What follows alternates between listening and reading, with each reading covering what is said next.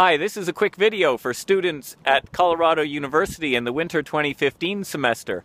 My name's Robert McClellan and I'm an Associate Professor of Geography at Wilfrid Laurier University in Waterloo, Ontario, Canada, and I've been invited to come to Boulder in the month of May to teach a course on how changes in climate and environment affect human migration patterns. And what I thought I'd do is put together a quick video to let students know what's involved in this course, why you might want to take it, and hopefully encourage you to sign up. So let's start with the fact that it's the 21st of March today, which is the first full day of spring in the Northern Hemisphere, although you wouldn't really guess that from how cold and frosty it is here in Waterloo. But if you were to look at the online journal Slate today, you would find that one of the headline stories states that we have entered a frightening new era of climate change.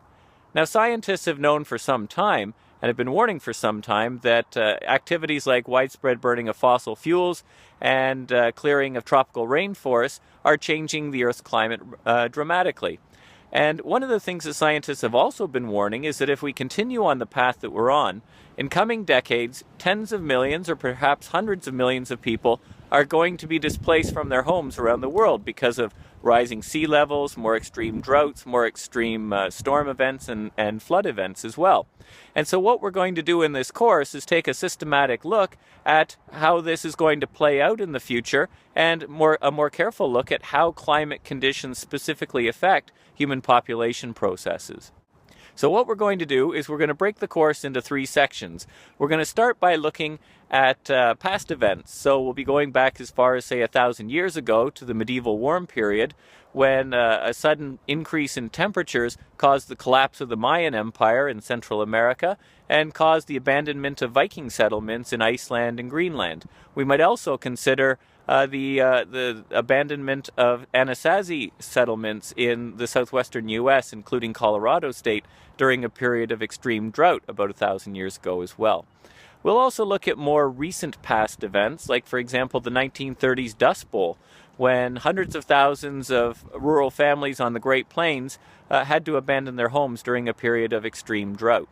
So that's the first part of the course. In the second part of the course, we're going to be looking at contemporary events, things that have happened in the last 5, 10, or 15 years. So, for example, we'll consider how Hurricane Katrina has changed the demographic composition of the city of New Orleans. We'll look at flood events in China and Bangladesh as well to see how people are affected and how migration patterns respond to those sorts of events.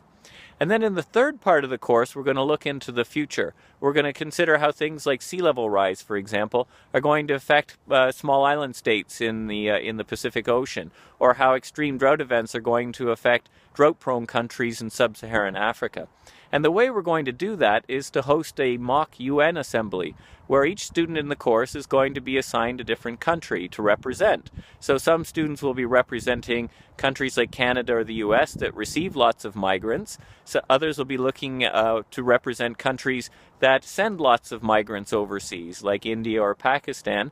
And still others will be representing countries that are extremely vulnerable to climate change, such as small island nations and countries like Bangladesh or drought-prone sub-Saharan African nations. And what we're going to do is see if we can't negotiate some sort of international agreement or treaty to figure out what we're going to do with people who in the future are displaced by climate-related events. What's going to happen to them? Who's going to take them? And what sort of laws will need to be in place? So that's an idea of what's going to be going on in the course. It's a course that will appeal to students in a lot of different majors. Although it's listed as a geography course, it might well appeal to students in law or political science or the natural sciences as well. So I hope you give it some thought. I hope this information's helpful, and maybe I'll see you in Boulder in the month of May. Thanks a lot. Bye now.